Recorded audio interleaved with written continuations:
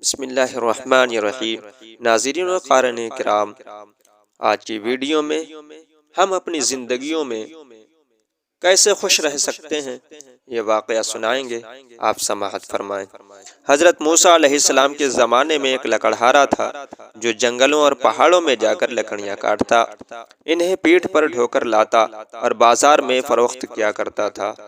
اس سے تھوڑی بہت جو آمدنی ہوتی اسی پر اس کا گزر بسر ہوتا تھا۔ یہ کام اگرچہ بہت سخت اور تکلیف دہ تھا، مگر لکڑہارا کبھی اس سے نالا اور شکوہ کنا نہیں تھا۔ پھر کیا ہوا کہ اس کے ایک پڑوسی نے بھی یہی کام شروع کر دیا، مگر فرق یہ تھا کہ اس کے پاس ایک گدھا تھا۔ وہ زیادہ لکڑیاں کاٹ کر لاتا اور اس سے کم قیمت پر بازار میں فروخت کیا کرتا تھا۔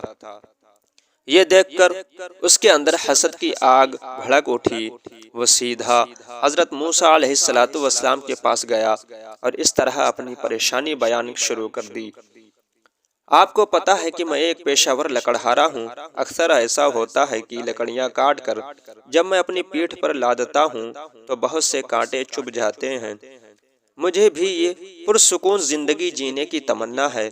برائے کرم جب آپ اللہ کی بارگاہ میں حاضر ہوں تو میری مشکل بھی وہاں رکھ دیں اور میرے لیے گدھے کی درخواست کر دیں جس پر میں لکڑیاں اٹھا کر بازار لے جا سکوں۔ جب حضرت موسیٰ علیہ السلام اللہ تعالیٰ سے ہم کلام ہوئے تو آپ نے اس غریب لکڑہارے کی فریاد اللہ تعالیٰ کے سامنے پیش کر دی۔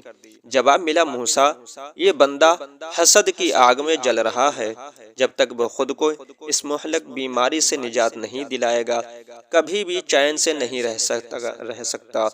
اس سے جا کر کہہ دینا کہ وہ اپنی اس حرکت سے باز آ جائے۔ عزیز دوستو، آج کل اس دوسرے لکڑہارے کا گدھا بیمار ہے۔ اس سے کہو کہ یہ اپنے پڑوسی کے گدھے کی شفا کے لیے دعا کرے۔